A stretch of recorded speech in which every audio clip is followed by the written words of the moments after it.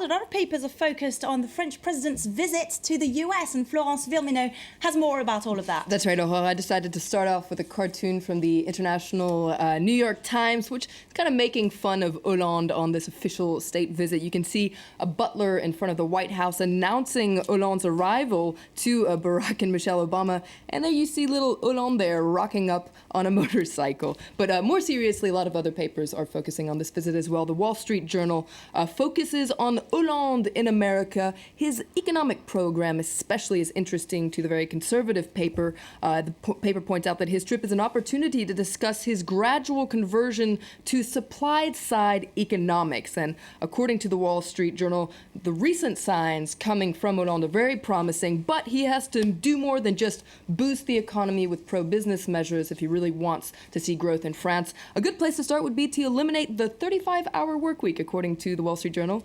We'll see if that ever happens here in France. Well, Hollande is expected to visit Silicon Valley later today, and that's going to be in our France 24 focus, so you'll be tuning for that, to watch that package. And analysts say that it's part of his pro-business strategy. That's right. There's an interesting piece in Bloomberg today on their website that talks about how he's hosting a lunch for a lot of interesting chiefs, like the chief of Facebook, Twitter, and Google. And on the menu, according to this article, carrots and sticks. And it points out that France's relationship with the Silicon Valley is actually very complex because on the one hand, Hollande's objective is really to woo them into investing more into France. And according to this article, according to the official press kit, Hollande wants to convince California that France is a startup republic, but there are also more touchy subjects to take on, for instance, the issue of companies dodging French taxes and the issue of privacy. So according to this article, it's going to be a balancing act for Hollande. All right, let's move on to a totally different story now. A landmark meeting between officials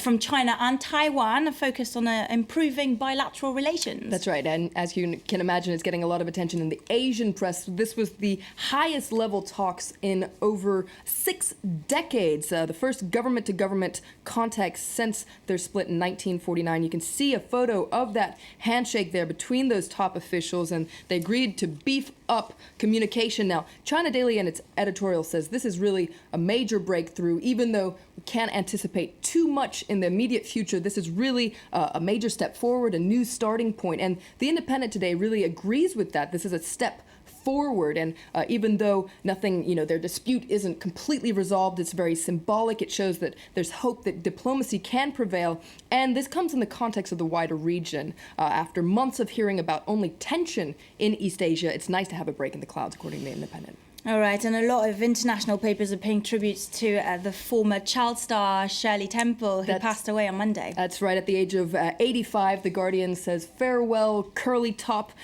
Papers are calling her Hollywood's biggest little star. She cheered up Depression-era audiences with her singing, dancing, bright eyes, and sunshiny face. She was one of the biggest stars in the world, and a lot of articles are pulling out interesting tidbits. For instance, she discovered that Santa Claus, I hope no kids are watching, didn't exist at the age of 6 because her mother took her to the department store, and Santa, he asked her for an autograph. 6 was the age when she won her Oscar, youngest person to ever win an Oscar. But she wasn't just a child star, was she? That's right. The Daily Beast says that's really what's incredible about Shirley Temple, is that she's the child star who survived. She discovered there was life after Hollywood, and this is pretty incredible given the downward spiral you can often see in child stars. Now, according to this article, even though she had drinks and dolls to her name, at the age of 20 she realized that her superstar days were over, and so she turned to politics. There was no twerking for Shirley Temple.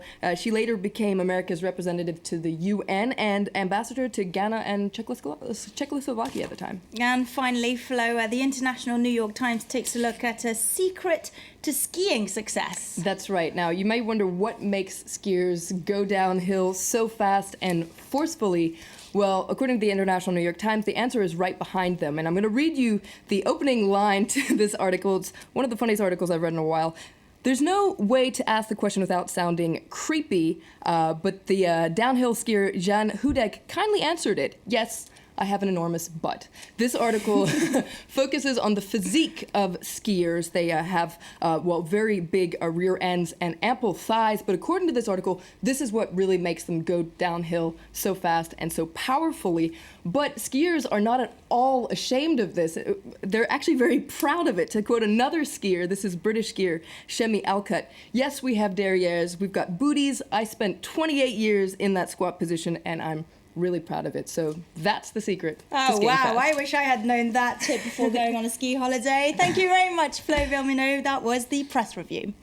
And Focus is coming up in just a few minutes, convincing the US that France is high-tech friendly. French President Hollande is heading to Silicon Valley to meet with investors, hoping to boost business ties. Do stay tuned for that and plenty more news right here on France 24.